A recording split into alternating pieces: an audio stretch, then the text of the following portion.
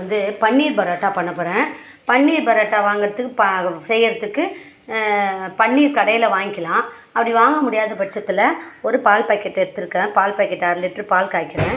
இதில் கொஞ்சமாக நான் லெமன் விட்டு பாலை திரிய வச்சு எடுத்துக்க போகிறேன். முதல்ல பாலை காய்ப்போம். இன்றைக்கி வந்து நான் பன்னீர் பரோட்டா பண்ண போகிறேன். பன்னீர் பரோட்டா பண்ணுறதுக்கு கடையில் பன்னீர் வாங்கிக்கலாம். அப்படி வாங்க முடியாத பட்சத்தில் நான் வந்து ஒரு 1/2 லிட்டர் பால் காய்ச்சி வச்சுருக்கேன். இந்த பாலில் அப்படியே லெமனை விட்டு இதை திரிய வச்சிடணும். திரிய வச்சுட்டு அதுக்கப்புறமா நம்ம இந்த திரிஞ்ச பாலை எடுத்து பன்னீர் செய்து வச்சுக்கிடலாம். வீட்லேயே நம்ம பன்னீர் செய்து வைக்கலாம். நான் வந்து இந்த பால் காய்ச்சினதில் கொஞ்சமாக லெமன் விட்டுக்கிறேன். இப்போ பால் திரிஞ்சிடும். கொஞ்சம் லெமன் விட்டால் போதும். பால் இப்போ திரிஞ்சு வந்துடும். இனிமேல் நம்ம இதில் பன்னீர் எப்படி ரெடி பண்ணலான்றதை பார்ப்போம். இப்போ நான் வந்து ஆசீர்வாத் மாவு எடுத்துருக்கேன். பரோட்டா பண்ணுறதுக்கு கோதுமை மாவு எடுத்துக்கிறேன். இதை வந்து நம்ம பூரி சப்பாத்திக்கு பிணையிற மாதிரி பிணைஞ்சிக்க வேண்டியது தான்.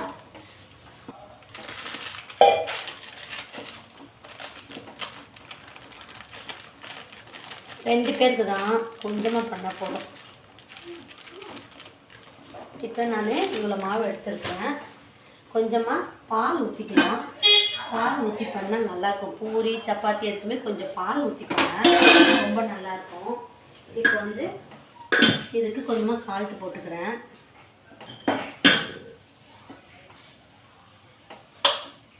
இது பிணைஞ்சிப்போம். நல்லா கொஞ்சமாக தண்ணி போட்டு பிணைஞ்சிப்போம்.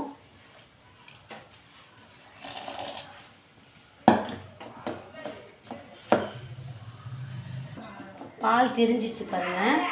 இப்போ வந்து நம்ம இதில் வந்து பன்னீர் சிலை தயார் பண்ணலாம். பால் திரிஞ்சு வந்துச்சு லெமன் விட்ட உடனே. இப்போ நான் சப்பாத்திக்கு பன்னீர் பரோட்டா பண்ணுறதுக்கு மாவும் பன்னீர் ரெடி பண்ணி வச்சிட்டேன். இனிமேல் நம்ம எப்படி செய்யலான்றதை பார்ப்போம். முதல்ல இந்த பாலை வந்து பன்னீர் தனியாக ரெடி பண்ணணும். திரிஞ்ச பால்லேருந்து பன்னீர் எடுக்கணும். இப்போ அதை நல்லா பிணைஞ்சிக்கிட்டேன். எண்ணெய் ஊற்றி பிணைஞ்சிக்கலாம், தண்ணி ஊற்றி பிணைஞ்சிக்கலாம், எண்ணெய் ஊற்றி பிணையலாம். அது எண்ணெய் ஊற்றி பிணைஞ்சாலும் நல்லா தான் இருக்கும். நான் வந்து கொஞ்சம் நேரம் கழித்து ஃபைனலாக தான் எண்ணெய் விடுவேன். இப்போ அது முதல்ல ரெடி பண்ணி வச்சுக்கிறேன். நல்லா அழுத்தி பிணையலாம். கொஞ்சம் எண்ணெய் ஊற்றி பிணைஞ்சிக்கிட்டேன். அப்போ தான் நல்லாயிருக்கும்.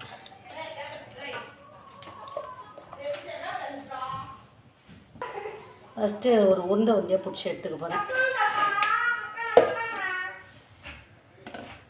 கொஞ்சம் இது வந்து ஆலு பரோட்டாவும் அப்படி தான் பண்ணுவாங்க. ஆலு பரோட்டானா உருளைக்கிழங்க அவிச்சிட்டு அது இதோட மிக்ஸ் பண்ணி பரோட்டா பண்ணுறது தான் ஆலு பரோட்டா. இது வந்து பன்னீர் பரோட்டா. இது வந்து வேறு மாடலில் செய்கிறது. இதோ 2 4 6 8 பரோட்டா வந்து இந்த பாருங்கள். பால் கெட்டு போச்சா? இதை வந்து நான் வடிகட்ட பண்ணிப்பேன்.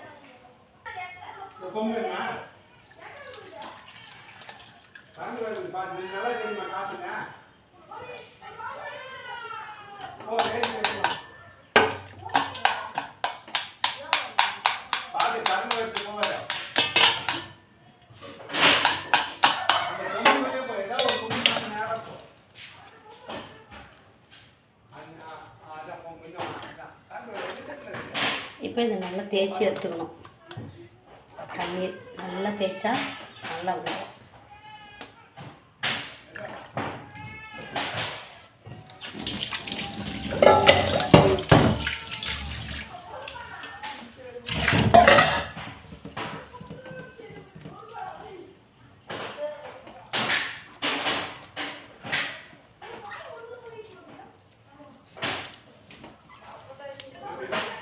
இப்போ இதில் வந்து நான் என்ன பண்ண போகிறேன்,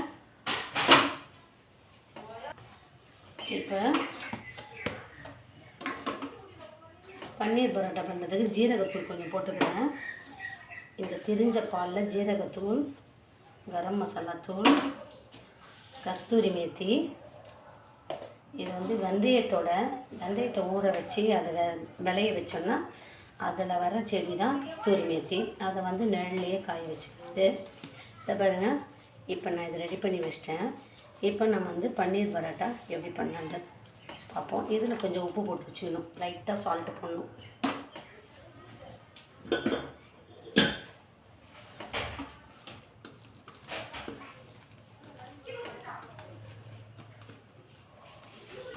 இது ரெடி பண்ணி வச்சிட்டேன்.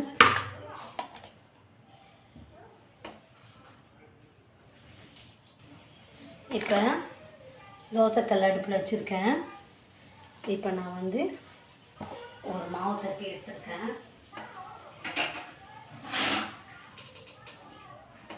இப்போ கொஞ்சமாக இது மாவு போட்டு இதை நான் திரட்டிக்கிறேன்.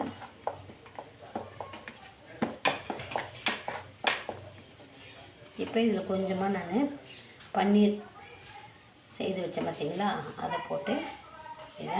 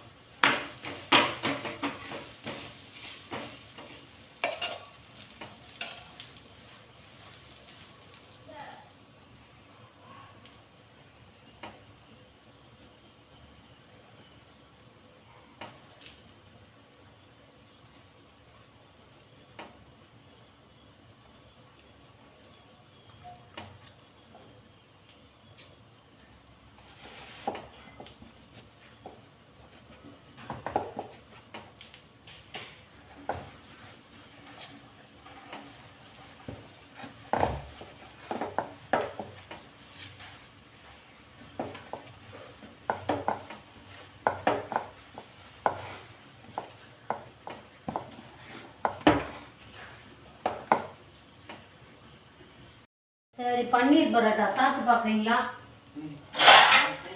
இதை எடுத்துன்னு வரேன், எப்படி இருக்குன்னு பாருங்கள்.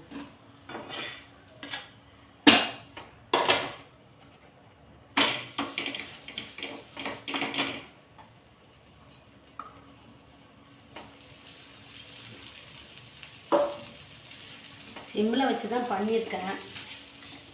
சிம்மில் வச்சு பண்ணால் தான் நல்லா வேகும். இதுக்கு தொட்டுக்க அந்த பூண்டு குழம்பு தரவா? பூண்டு குழம்பு வச்சு சாப்பிட்றீங்களா? அதான் நேற்று உள்ள பூண்டு குழம்பு நல்லா வற்ற வச்சுட்டேன். நல்லா வற்ற வச்சுருக்கேன். பூண்டு குழம்பு எப்படி இருக்குன்னு சாப்பிட்டு பாருங்க.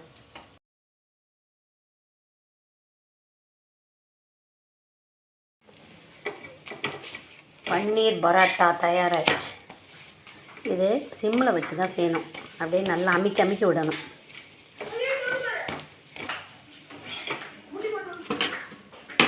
ரொம்ப டேஸ்ட்டாக இருக்குவா.